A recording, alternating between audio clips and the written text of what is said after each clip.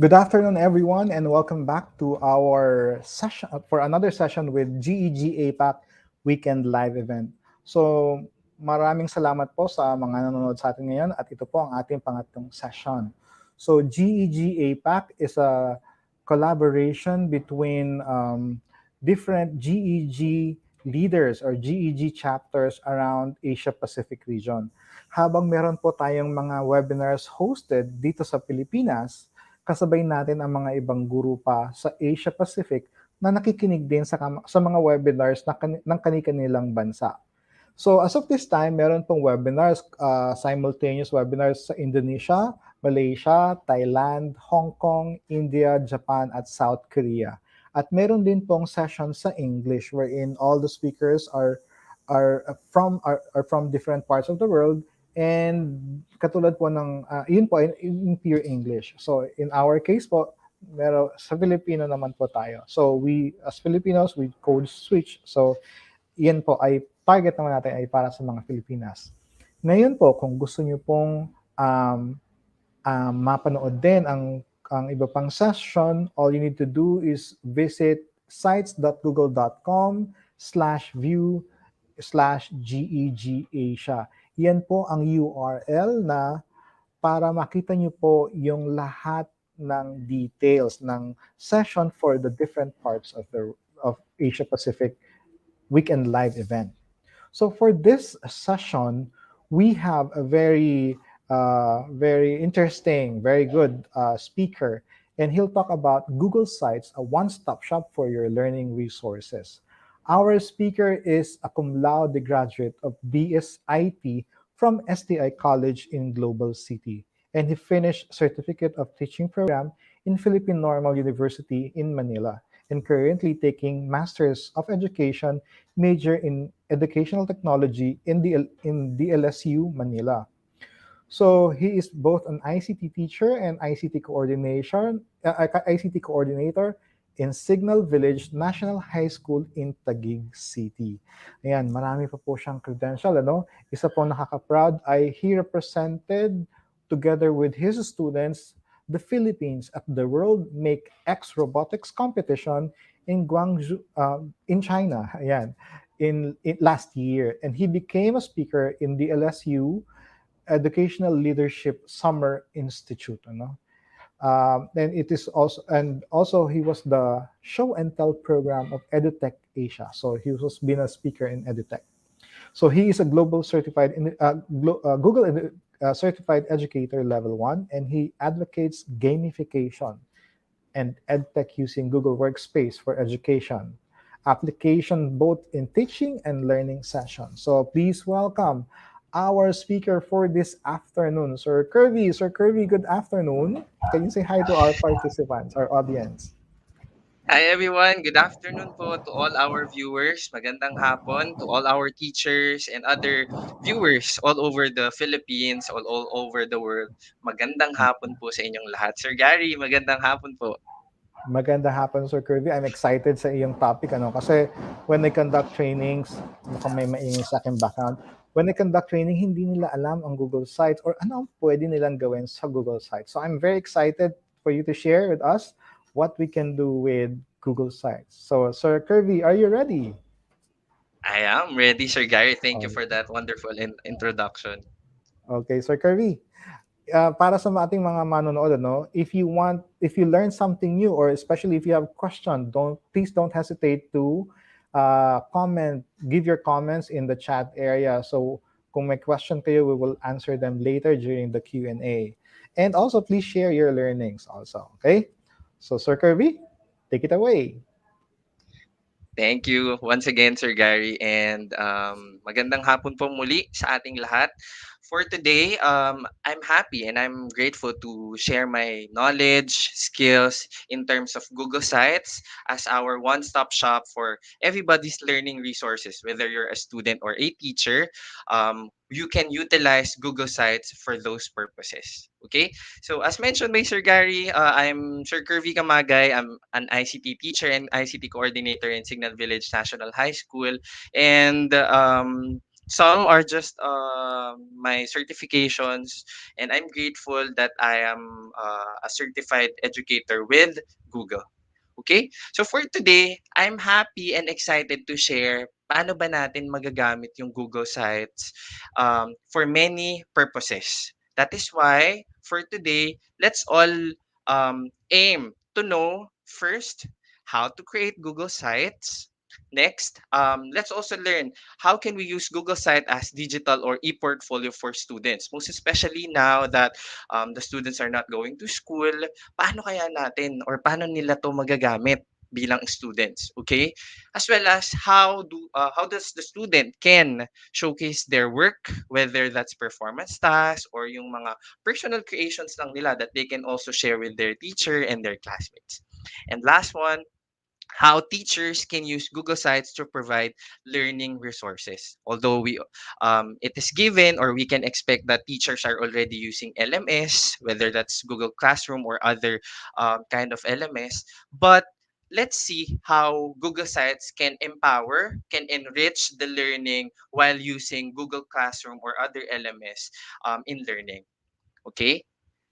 So, before anything else, let's understand ano ba yung application or ano ba yung tool na ating gagamitin for today. So, I'm happy to present to everyone that we will be using Google Sites as one of the application in Google Workspace for Education.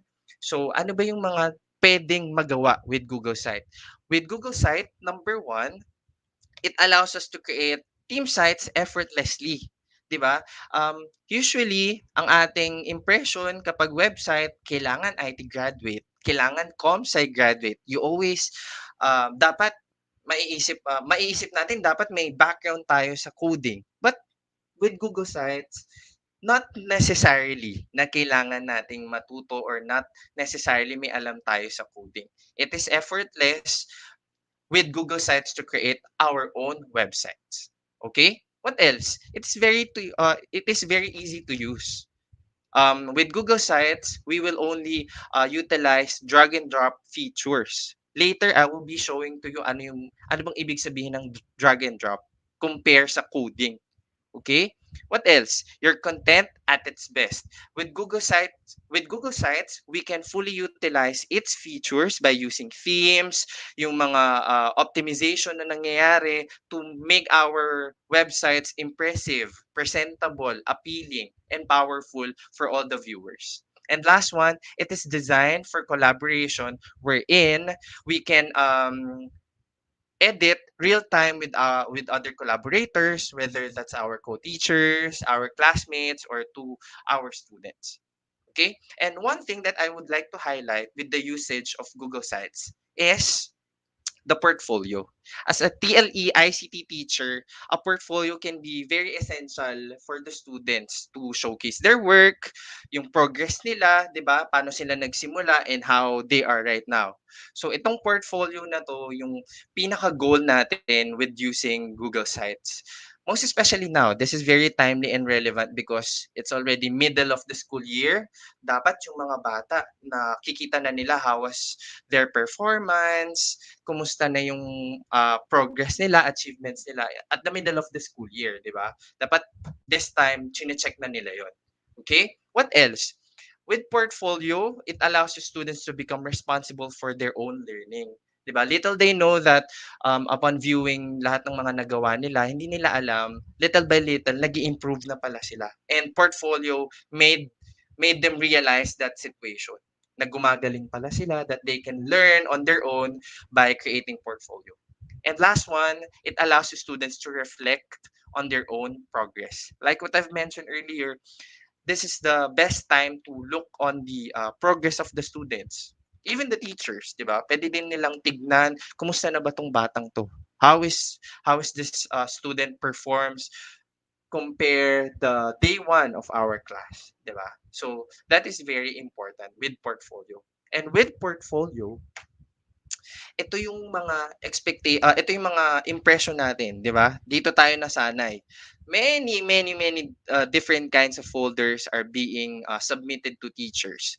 Actually, in this picture, ilan lang 'to sa mga sinubmit sa akin ng student ko last school year. Okay? Um This was the chosen ones, and kung titignan natin lahat, it's gonna be 100 of folders, 100 of papers, 100 of compilation of their artworks, of their illustrations, to be submitted sa school. And the sad thing there is, lahat ng kino-compile ng mga bata naiiwan sa school, 'di ba? Naiiwan sa school, and kapag sinubmit na sa school, nandun na 'yon. And they will have to start all over again. Gagawa na naman sila, magdo-drawing na naman sila, or magko-compile na naman sila ulit so that they can create another portfolio. Downside there, what if may isa silang nagawa na na-submit na nila sa school, and this output, these students can sell it, 'di ba? Pwede nilang ipangregalo, ibenta, they can earn commission from it. Sayang kasi nasa school na. And sa school naman, ang ginagawa lang diyan usually, tatambak, tinatambak, or sometimes it is used as an example for the next set of students para may paggagayahan sila. With Google Sites, this kind of portfolios can be developed into a digital portfolio.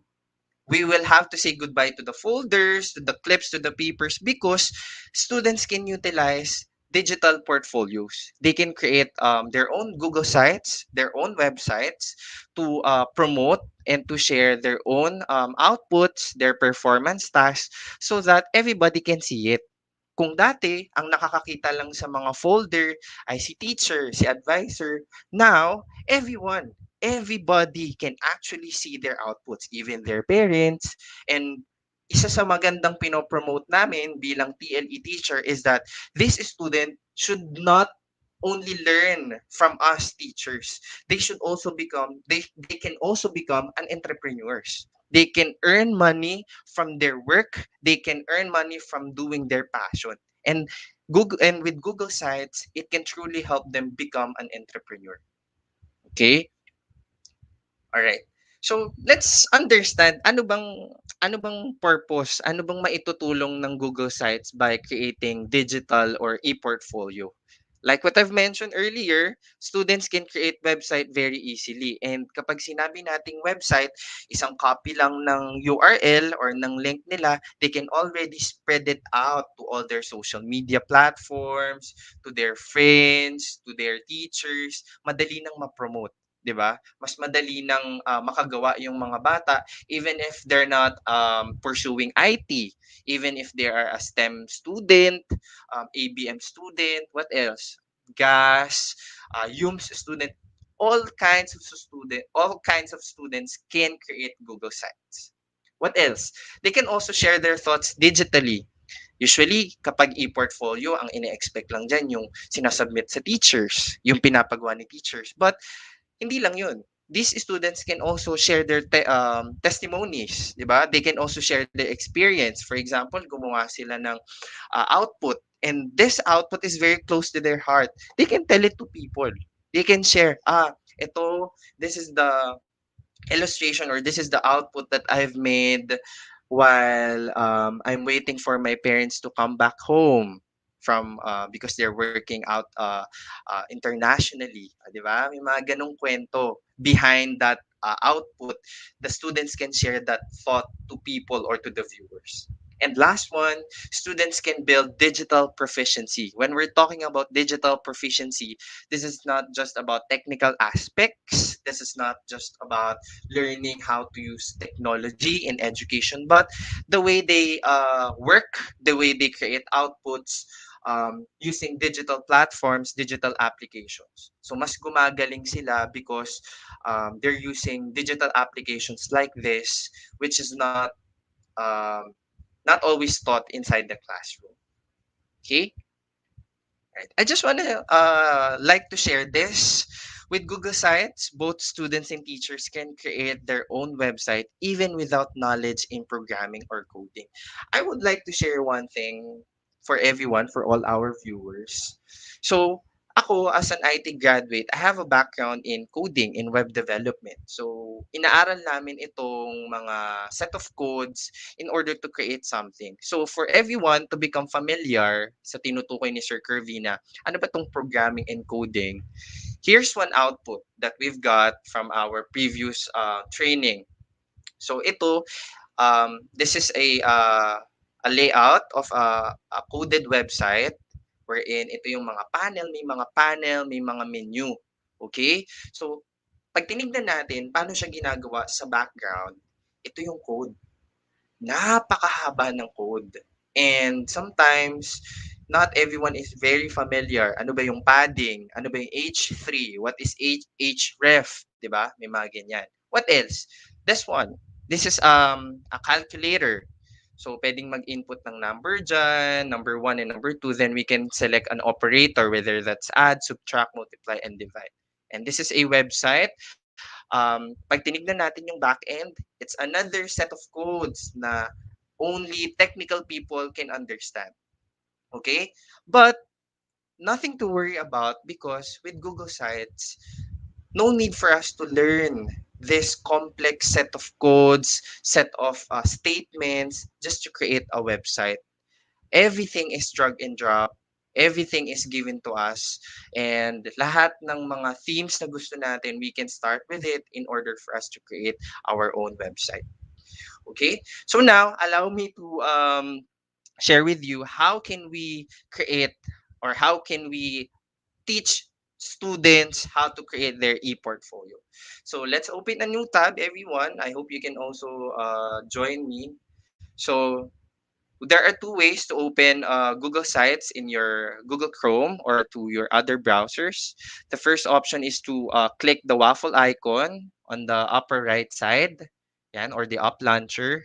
Yan, hanapin lang po natin dyan yung Google Sites. Yan.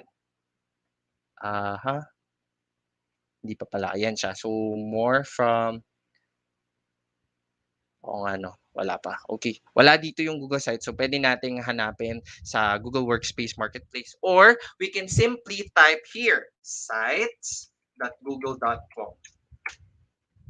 So lalabas na po or it will redirect us to the interface of Google Sites. So here, it allows us to create blank websites. It gives us the template for portfolios, events, help center, project, and teams. And dito sa baba, makikita natin lahat ng mga nagawa nating e-portfolio.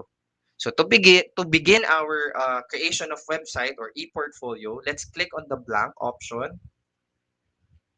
Yeah, we can also type in the uh, on the search on the URL box sites.new. Okay? Here it is, sites.new. Para makapag-start tayo ng bago nating website. So, that's it. Okay? So, ito yung pinaka-interface ng ating website, ating Google site. So, here, ito yung header that we can modify immediately kung ano yung gusto nating maging itsura. So, here's where we can put the site name. So, in my case, for example, I am a student, Curvy's e-portfolio. Yan. Okay. We have the option to add a logo if we want. Then, we can change the title. So, here, type lang natin portfolio and illustration. Sir Kirby, why do you keep on mentioning illustration? Sorry if I wasn't able to mention earlier, I'm teaching TLE ICT, specializing in illustration for grade 10 students.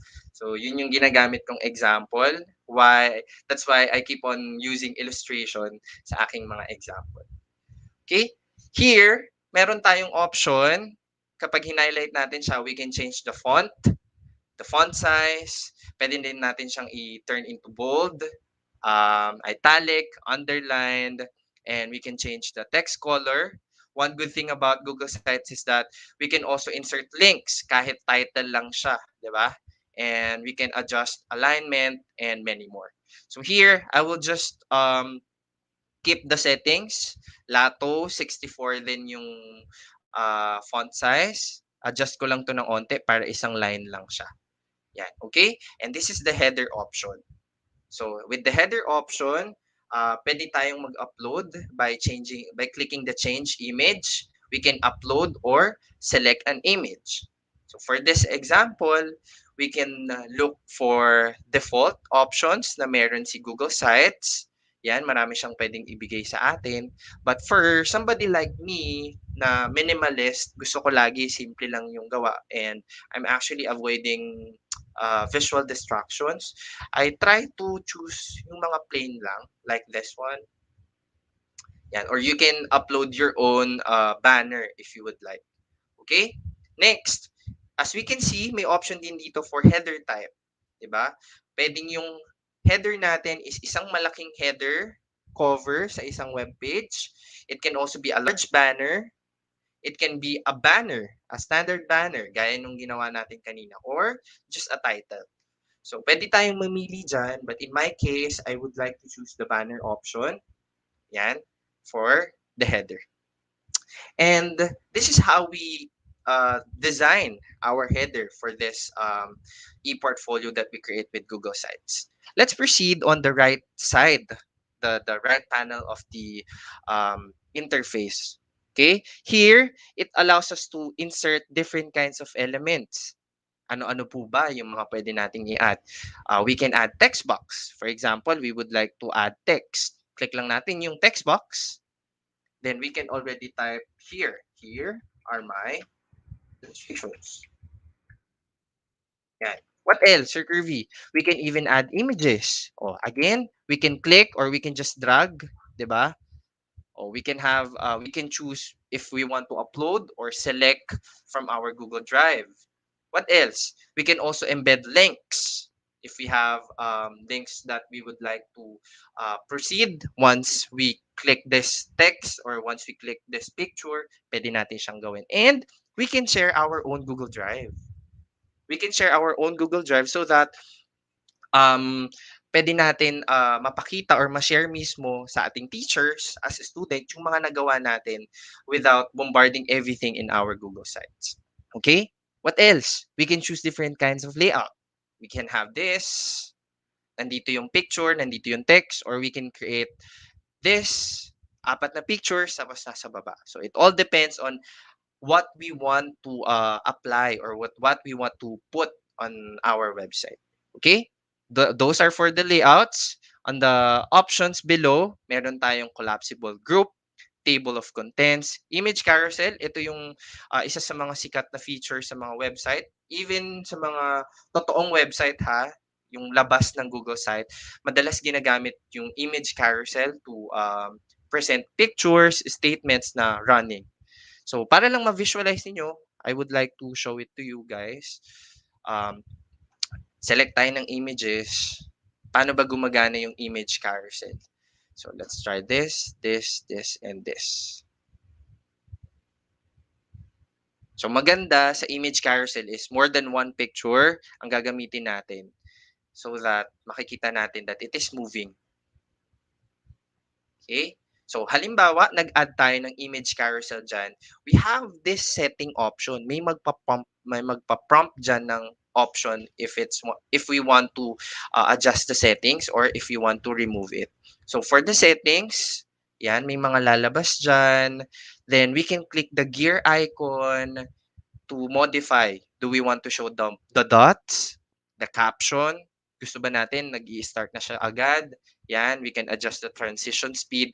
Then we'll just click update. So let's see if it's gonna move. Not yet. Because later, we have to show dun sa preview. Okay? Sige. So let's begin working. Remove ko muna to. Remove mo na ito ni Sir Curvy.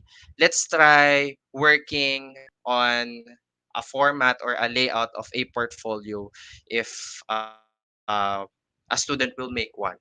Okay? So for this one, what I can suggest is to create a layout having this. Yan. So the student can share his or her profile by clicking plus icon on this one to upload an image. So we have the option to upload, select image. When we choose the select image, this is select image from our Google Drive. Or from Drive, we can access our photo. So here, let me look on my picture. Here.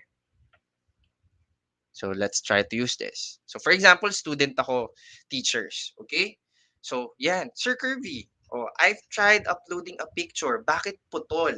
'Di ba? Bakit ganyan? So we have ways on adjusting it. We can double click the image so we can adjust the placement. Yan. Or kung kanina 'di ba, putol siya, pwede natin i-stretch. We can stretch the picture. Yan. Para medyo kita siya as a whole. And adjust na lang natin siya. Okay? So teachers, to all our viewers, please know that to adjust this, we can click, double click. We can double click to adjust yung placement. Okay? Sige. Let's continue. Here, the student can type his or her name,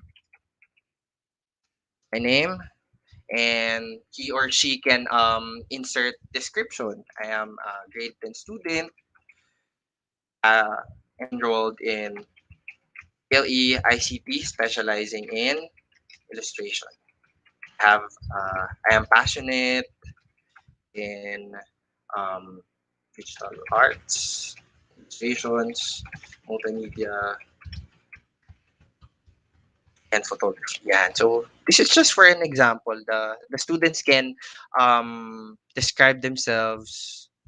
Bahala sila kung paano nila i-define yung sarili nila. Just be careful because we also have to consider yung mga privacy, di ba? We should always remind the students na hindi dapat lahat sinishare. Even their birthday, even their address, wag na nilang ilagay dyan. Okay? So, yung mga pwede lang i-share as a student. So here, pwede na natin ma-present yung sarili natin or nung mga student. Now, this is the time where the student can showcase their work. Meron silang mga featured artwork or featured output sa kanilang mga viewers. So let's try to utilize the layouts again, 'di ba? So I think we can use this. Yan, para apat. So pag ganito yung nangyari, halimbawa, gusto pala natin lagyan ng label, gusto natin lagyan ng title bago maglagay ng mga option. Halimbawa, 'di ba yung text box, lalagyan natin. Click natin yung text box. For example, my illustrations. For example, nauna na natin nalagay yung template, tapos nasa baba yung title. Gusto natin nasa taas yung title, 'di ba? Nothing to worry about because we can just simply drag this portion on the upper part of the layout. So, paano natin siya gagawin? Hanapin natin yung mga dots sa left side.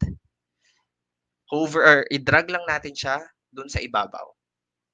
Yan. So, nasa itaas na siya ulit. Sir Kirby, paulit. Ang bilis nun. Hindi ko nakuha. So, again, halimbawa, nauna yung layouts, di ba? Nalagay natin yung layouts. Tapos, gusto natin may label sa taas. Hanapin lang natin sa left side yung dots or yung little rectangles. Then, we have to drag this portion dun sa desired area niya. And dun na siya mapupunta. Okay? Yan. So, here, we can change the size. Pwede din nating i-center align. Yan. Okay. And here, pwede na tayong mag-upload ng mga featured outputs ng mga bata. So, for example, let me upload yung mga outputs nila. Kudos to my students who allowed me to share their work for this presentation. Yan. So, hindi lang natambak sa school yung mga outputs ninyo. We can even create or we can even promote it to all the viewers ng ating Google Sites. So, again, let's click on the plus icon. Let's choose kung gusto nating mag-upload sa ating device or sa ating computer or from our Google Drive. Napin lang natin siya ulit. Google Sites. Here. Hanapin ko ulit yung isa pang output. So, for example, ito yung gamitin natin. Yan, yung colored naman. Then, hanap tayo ulit. Select image. Hanap naman tayo ng self-portrait. For example, here. And last one,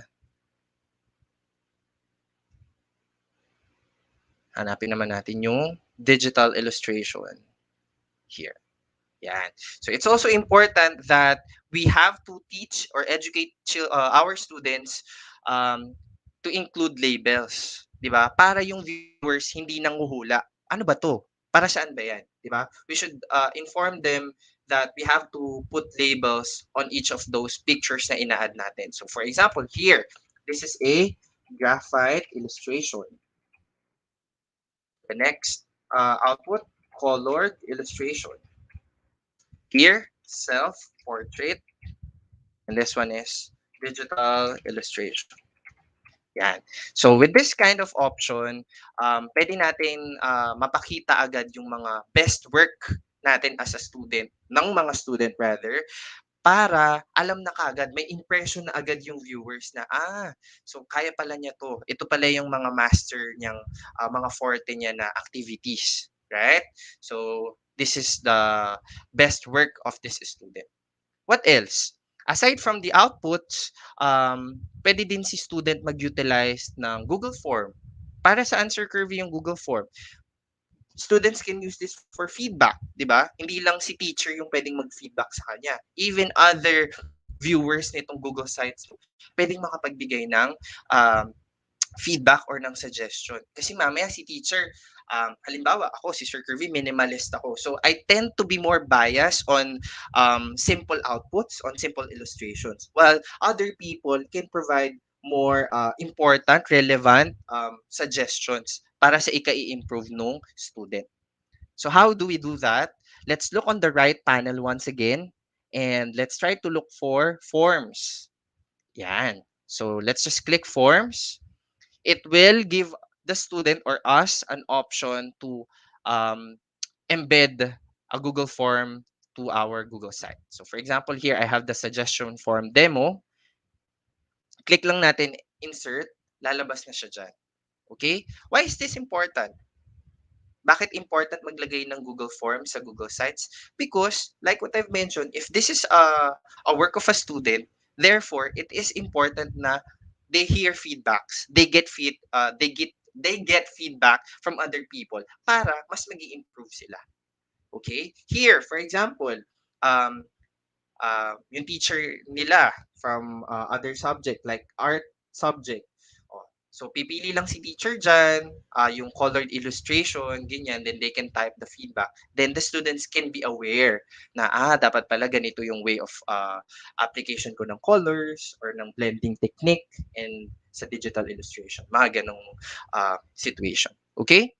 Next, the students can also utilize other tools here and they can just explore kung ano pa yung mga pwede nilang i-integrate.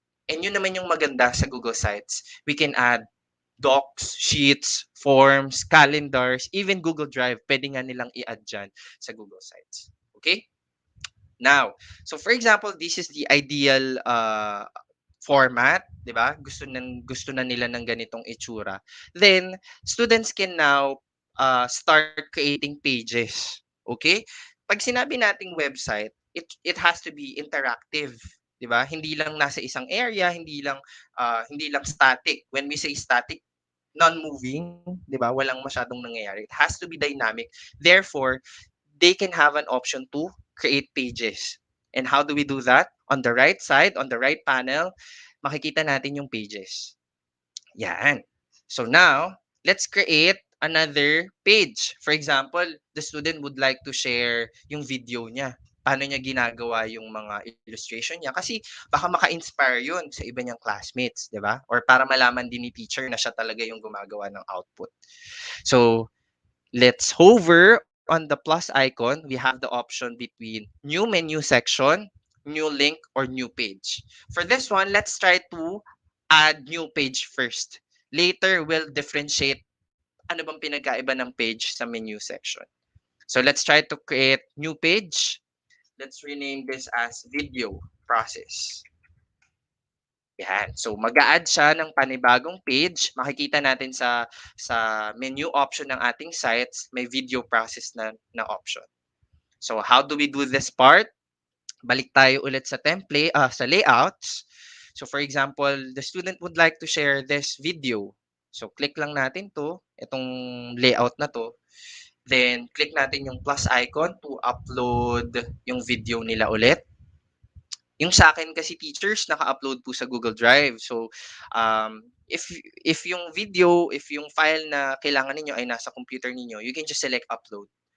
Okay? So here, ito yung mga video process. Click lang natin, for example here.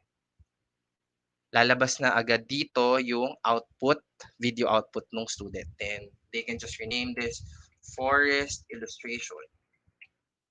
This is how I create my illustration. Yan. What else? Pwede pa rin tayong magpakita ng ibang video process. For example, sa digital illustration, 'di ba? Very ano siya, very timely yung mga gumagawa ng digital illustrations ngayon. Nagiging hobby yan ng mga hindi lang ng bata, 'di ba? Stress reliever din yan ng mga adults. So, in order to do that, again, we click the plus icon. Again, we select, it's either select image, upload, or from drive. Tapos, hanapin natin kung saan siya ulit nakalagay. Video process.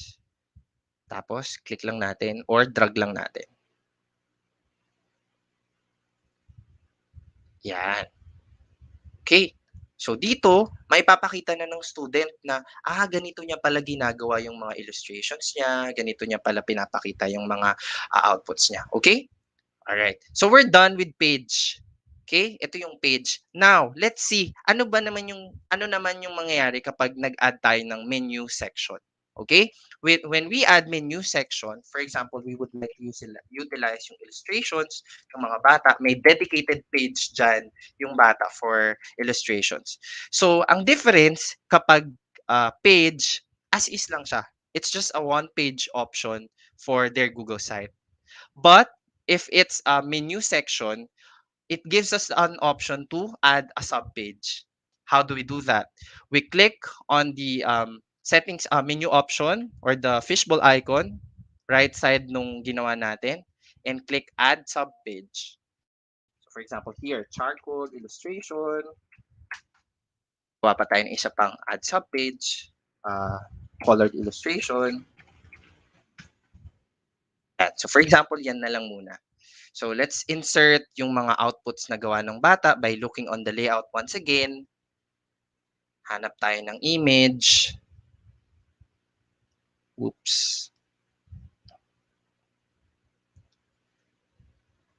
For example, here. Pwede nang ma-feature ng student yung mga output niya depending on the category na pinili. Yan. So, amazing the students nowadays because nakakagawa na po sila ng ganito. Back in my days, gumagamit pa po ako ng pambakat, yung ginagamit sa mga resibo, 'di ba? Can you also type in the comment section kung ganun din po yung ginawa nyo para matuto kayong mag-drawing? Gumagamit ng pambakat, yun po yung sinasabi. Okay? And here. Yan. So, for example, yan yung mga outputs ng bata. So that's the difference between a menu section and a new page, 'di ba? With video process, with the page, one page lang siya as is, okay? Makikita natin dito, isang page lang din siya. But with menu section, it gives us the option to go into a subpage, 'di ba? Whether that's subpage 1 or subpage 2. Okay? And once the student is done uploading all of the elements, it is important na mabigyan sila ng chance to preview it. And Google Sites gives that opportunity for the users. How do we do that? On the upper part option, katabi ng redo, may preview option. Okay? May option dyan if you want to view it using a laptop, large screen, desktop, yan, ganito yung itsura niya. Pwede din siyang ma-check anong itsura niya kapag tablet ang gamit. Yan. And what if kung smartphone ang gamit? Ano yung magiging itsura? Okay? So, here's an example of an e-portfolio that the students can do for their outputs. Okay? Now, last part, what if we're done creating the e-portfolio of our students and we'd like to share it to everybody else, not only for our teachers, but we can also use this para maka-earn ng clients, 'di ba? Yung mga students, pinupush natin na dapat at your young age, kumikita kayo ng pera, 'di ba? We can publish this Google Sites by clicking the publish button on the upper right. Then we can rename this. So in my case, Uh, I'll just put my last name, Kamagay, ELE Portfolio. Yan. So, if the student is already familiar with having their domain, pwede na siyang mag-manage, or as a teacher, pwede ka nang mag-manage ng sariling mong domain. If not, you can just leave it.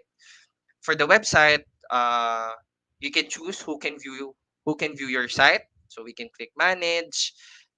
It's like the access on Google Drive, Google Docs files. Yeah, so we can choose the option. Pwede nating i-change, 'di ba? Yung mga ganyan. Then once we're done, we can click publish. So ibig sabihin, we can already share yung link na ginamit natin kanina. So view publish site. So ang lalabas dapat dyan is sites.google.com. Yan. Ito na yung pwede nating i-share sa ating mga ah, teachers or clients. Yan. And that's for the e-portfolio that the students can do with Google Sites. Let me go back to my presentation. Here, it can how it can help teachers, how Google Sites can help teachers. Kung kanina pinakita ko paano gumawa yung students ng e-portfolio with teachers, they can integrate different Google Workspace applications such as the Google Calendar, Drive, Docs, Sheets, Slides, and Forms into this Google Sites as a supplementary material, 'di ba? Lalo kung may LMS naman na sila, they can add Google Sites for supplementary, for additional material that the student can use. What else? This is a one-stop shop for teachers. Like what I've mentioned, teachers can add assignments here, 'di ba? Lalo kung um, for remedial, 'di ba? Usually kasi pag LMS as is siya for everybody eh. Minsan may mga remedial yung mga nahuhuling student, pwede nating ilagay yon dito. We can even provide information, we can add videos here and other resources para hindi bombarded lahat sa Google Classroom. Okay? So these are the things that the teachers can utilize with Google Sites as we go along with the season 2 of our online distance learning. And with that, everyone, I would like to say thank you. If you have questions, please send it to the comment section there, and I'll be happy to answer all of your concerns and your questions. Thank you, Yeah. everyone. Thank you so much, Sir Kirby. Very nice and very informative, ano? Kasi yung Google Sites, aside from our, if we have LMS na hindi natin pwedeng baguhin, we can make use of Google Sites for the parents, ano? Para makapag-announce tayo, or it can be used by the school as their website, ano? Tapos for Yes, general sir. announcement or for anything. And I'd like that you, kasi yung sinabi mo kanina, hindi na kailangan ng coding kasi building a site is a tedious task. So you can share it with others. It's collaborative then, ano? And it's good to know that we don't need HTML anymore kasi it's tasking, it's time consuming when you build the site through with the use of HTML. Lalo na kung hindi naman sila magko-computer science or Familiar. Yes, 'di sir. ba? 'Di ba lalo na kung hindi naman kung ang gusto lang naman nila ay mag-create ng website, ano? So to make their presence known online. The best use talaga is the student portfolio, no? Kasi makikita ng student mismo katulad ng sinabi mo kanina, yung progress nila. At ngayon si teacher, pag bagong student niya at meron na siyang may portfolio ng student, makikita ng bagong teacher yung previous creation niya nung previous year. And if you're an advisor, 'di ba?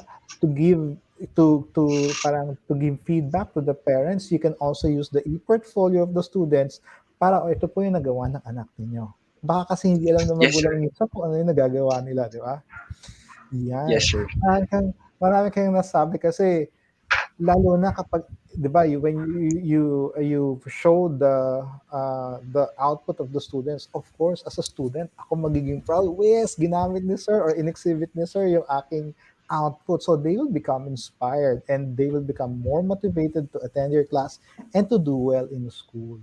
So maraming salamat, at saka gusto ko yung sinabi mo rin na we train our students to be entrepreneurs at a young age kasi hindi tayo pwedeng empleyado. We have to create jobs for Yes. others, 'di ba? 'Yun ang gustong-gusto ko. Lal Maraming lalo salamat na Sir ngayon 'di Kuya, ba, Sir Gary, na nasa bahay lang sila, they can oo. utilize those simple activities to earn money para makatulong sa parents or simply pang Yes. Shopee, pang Lazada nila. Oo, at least nakakatulong na sila in their own way, no? Kasi we have to trigger the curiosity and yung spark sa mga estudyante para to do well in everything that they do, no?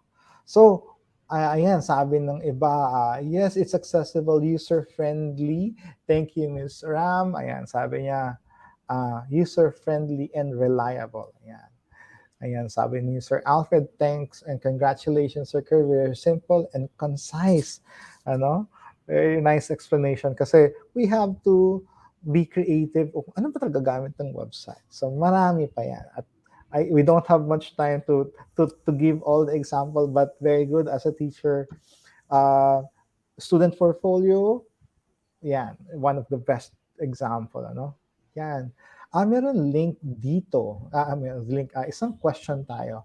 Sabi niya, how to embed links to the image in the site. I mean, when you click the image inserted to site, you will be redirected to the link site. So, pwede ba yung hyperlink? I think he's referring to how can you make an image a hyperlink. Is that possible? Sige, sir. Kaya, sir, go ahead. At meron pang isang Yes, question sir. ako nababasa. To Teacher Jesus or Jesus Junior, Jesus, thank ayan. you for your question, sir. Yeah, so let's try to work on it mismo. Allow me to share my Yes. screen once Go again, ahead, Sir sir. Gary, if I can. Go ahead. Yan. Yan. So for Ay, example, ang question kanina, yeah. yeah. How can you make, Kita na, let's sir. say, your photo? Yes, we can see your, ano na. Yan, yes sir. So for example, here, so meron tayong other sites or a website or other links that we would like to proceed kapag kinlik yung picture. So for example, itong digital illustration. Yan. So for this kind of example, walang lumalabas, hindi agad lumalabas yung option to add link. So we have to double click, 'di ba? Kailangan nating i-click ulit para lumabas 'to. Yan, itong option na 'to where it allows us to crop, uncrop, and insert link. So from here, we can insert the link whether that's within the Google Sites or outside Google Sites. For example, gusto natin mapunta sa YouTube. Yan. So www.youtube.com. Then we will just simply click apply. Yan. Ganun So kadali, when ano? we yes po, when we try to preview, 'di ba? So balik lang natin siya sa large screen. Kapag kinilik natin yung picture, it will redirect us to the website or to the link na ating um, uh, in-embed dun sa picture. Yes. Sir, ako meron isang tip para sa kanila. Baka makalimutan din nila yung double click. When they click the photo to make it a hyperlink, just press Control K or Command K depending on the unit that you're using. Kasi lalabas na yung pop-up na magsusupply tayo ng link kung saan man natin sila gustong papuntahin. Ano?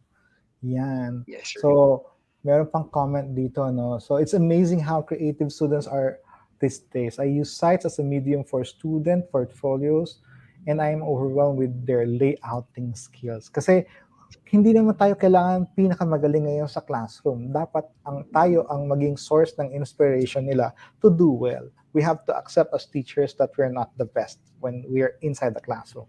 So, hindi na kailangan ngayon the best kasi we are facilitators of learning now. Yan. So sabi I ni agree. Sir JP, thanks Sir Kirby for your wonderful presentation. Congratulations daw, You're sabi ni welcome, Sir Sir JP. Jeffrey. Yan. And thank you daw for answering Sir Jesus' question. Yan. Don't forget po sa ating mga sumusubaybay, no, sa ating mga gurong sumusubaybay, please make sure to fill out the evaluation form. The evaluation form is already posted in the comments area kanina pa, no? So make sure to fill it out because you have a chance to win Google's certified GCE vouchers. Um, if you want to take the exam, we will be giving out on Sunday at 8:15 p.m. during the wrap up for the GEG Philippines. Ayan. Maraming salamat, Sir Kirby, and thank you for Thank sharing you so and much for as well, Sir Gary. inspiring a lot of teachers. Ayan. Sabi, ito pa, isa pang comment. Sirs, thank you sa learning. Ayan. Sabi. Sige po, we'll see you on Sunday. Make sure to fill out the evaluation form so you get a chance to win Google's the voucher codes and Google goodies. Ayan. So, Sir Kirby, last words from you? Once again, Sir Gary, thank you for this kind of opportunity, and to GEG Philippines. Maraming salamat po. It's a very wonderful experience to share my expertise. Dati po sa mga co-teachers ko lang ako nag-share sa mga kaibigan ko and all. Now, I get to share and inspire other teachers all over the Philippines, and to all those teachers or even viewers, kahit hindi po kayo teachers, thank you for taking the time, and thank you for spending your Friday, TGIF by the way. And I Yeah. want to congratulate all teachers for surviving the first week ng comeback natin sa school. I know it's Yes. a difficult time. Ang Time, bilis ng especially after the bakasyon. break, ano? Totoo, sir. But we made it. It's already Friday. We have Saturday and Sunday again to rest and to do anything that makes us happy. Thank you po Yeah. once again, everyone. Maraming salamat, Sir Kirby, for saying yes to be to present to GEG APAC. Ano?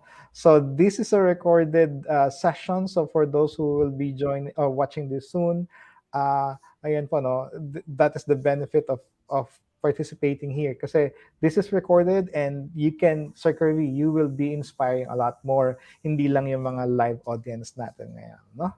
Thank you, So sir. maraming salamat ulit, Sir Kirby. Maraming salamat sa mga sumubaybay sa atin. Stay safe, everyone. And ginagawa po ito ng GEG Philippines para sa GEG APAC para sa bayan. Maraming salamat po at ingat tayong lahat. Bye-bye!